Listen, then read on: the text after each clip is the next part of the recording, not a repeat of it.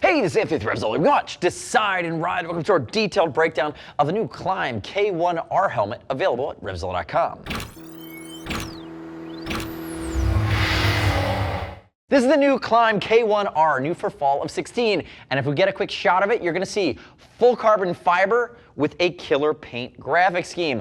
Klim, check the box. I'm very excited what you've done here. You've taken a helmet that I've seen before on the US market, that would be the Kestrel from Laser, and you've improved it. Now we're coming back to the game with an even lighter version of the helmet with an updated paint scheme. If you've been following RevZilla for years, you would have known that this would look like the Laser Kestrel, which is one of the lightest carbon fiber full faces on the market. Now it's DOT, ECE rated, 2 pounds, 14 ounces, autoclaved, pure prepreg carbon fiber. It's a mouthful, it's matte, I absolutely love it. This is the Meridian graphic. Dig the paint scheme, a little bit of Darth Maul without getting in the way of the carbon fiber. Note it's matte. And then to my left, you're gonna have the Discern, which is a high-vis scheme. There's also a raw carbon version, which is just straight up carbon fiber. And if we look at it, by the way it's laid out, it's pretty universal. It's aggressive enough to be a sport helmet, but if you wanted to ride it in the upright riding position, you could as well. It gives you versatility in your vent positioning, and it's just badass. I would rock this every day of the week on my multi-strata, and you could absolutely take it to the track. It's DOT ECE rated, super, super lightweight. That is its claim to fame. Now, before I dive into the fit, one other thing to call out really bluntly out of the gates, there's a lot going on with this shield, and you need to understand this because the cost of this helmet, it is super lightweight, it is super aggressive, it's still gonna be north of the $500 mark. This is a Transitions lens. This is a full Transitions lens using Transitions technology that goes clear to medium smoke in about 20 seconds. So again, this is what we see in Bell, this is what we see in Schuberth, this is the premium stuff. And you're also gonna notice these two little Pinlock posts. Pinlock's Max Vision, which really gives you that full anti-fogging, that full width, that comes stock in the box. So again, super lightweight, super functional, and it allows me really to forgive the fact that I think that the shield change mechanism is a little dated. It's not the easiest on the market, but it is an optically correct clear shield. And again, it uses a 360-degree button that's built into these shields, but I don't think you have to mess with it that often because you're not really swapping the face shield because it goes from clear to smoked based on UV rays from the sun. So again, that's really the claim to fame of this helmet, the fact that there's a lot going on here and it's done at a very high level with a high engineering tolerance. Now, quick note on sizing, because this is where you may or may not stop watching this video. This is an intermediate to neutral fit. I'm not gonna call it round, but this fits like an RXQ from Arai. I'm an intermediate oval, people are longer and narrow, they're long oval. Neutral fit is what I'm gonna call this. This actually gives you more room in the temples. It actually is wider. So I put a medium on me and I really felt the fact that there was gonna be more room in the temples and it was becoming a slightly rounder fit. Keep that in mind. If you're intermediate oval, it could work for you. If you're any longer than I am, just go in a different direction because this helmet is built for someone with a rounder face and a rounder head shape, not more long and narrow. Keep that in mind, use the size chart, and we'll ship for free over 39 bucks. But I really love it if you click our logo, subscribe to us at RevZilla on our YouTube channel, leave me your comments, your questions, your feedback on the KR1 from Klim. And it's actually the K1R, I just keep reversing that. Now, if we look at the helmet itself, let's start outside in.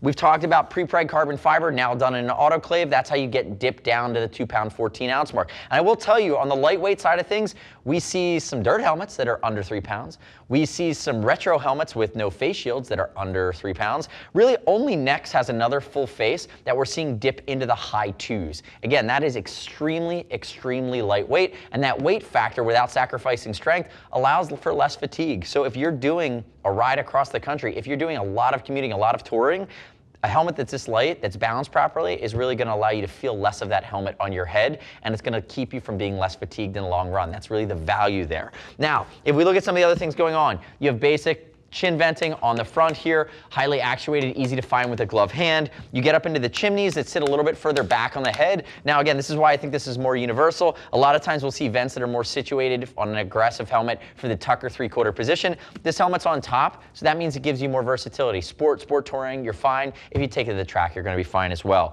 If we rotate around the back, you do have a nice spoiler here to add stability, and that's gonna aid in the aid in what we'd call the Venturi effect of high-speed air over the top of the helmet that's going to extract warm, moist air from the helmet. It creates a vacuum at speed.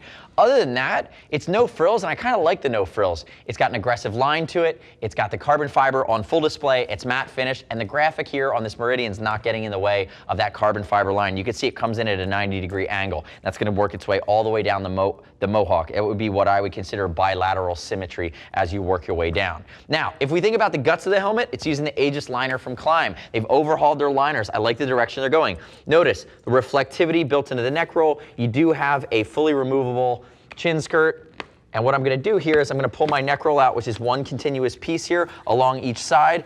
Neck roll, reflectivity.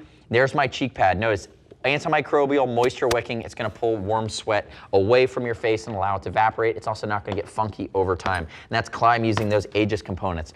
On the other side of the helmet, you're going to see the same thing, nice contour there. Again, you'd expect this stuff to come stock because we're talking about a helmet north of the $500 mark. That's really the only downside I see here. You're making an investment. It's a helmet that's going to last for years and years and be super light if you take care of it. But again, this technology, autoclave carbon fiber, it does not come cheap. And this is top of the food chain stuff. If we open up the shield mechanism, what you're going to see is the connection point at the brow is actually plastic to plastic on the helmet itself, so you're not getting any hot spots. Notice there's no hot spot in the forehead here. It'll be a little bit less.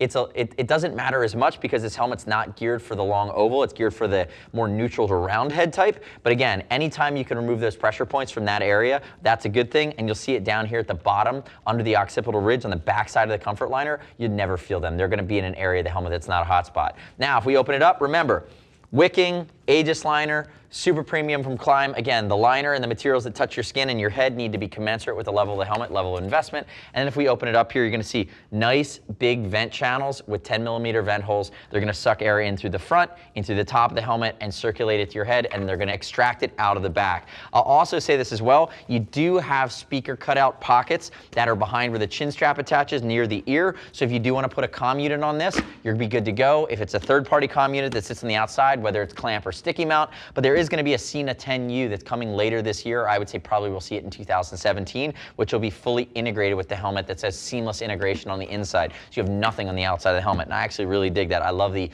OE style fitment that Cena's been bringing to the market. Now, the next step in your journey is to click the info button, your desktop, your mobile device. Visit the product detail page at RevZilla.com for this Klim K1R. Read other rider reviews. You should fully understand what it does and what it doesn't do for me and the expectation of a super high-end helmet, where it's really positioned, but read other rider reviews to see the experience that they're having with it. As always, we'll ship for free over $39. If you want to talk to a gear geek, see us at RevZilla.com, rate 777-992-9455. Thanks for watching our detailed breakdown. Remember, subscribe to RevZilla, stay up to date with my opinion of the latest and greatest in the moto universe. I'm Anthony. We'll see you next time.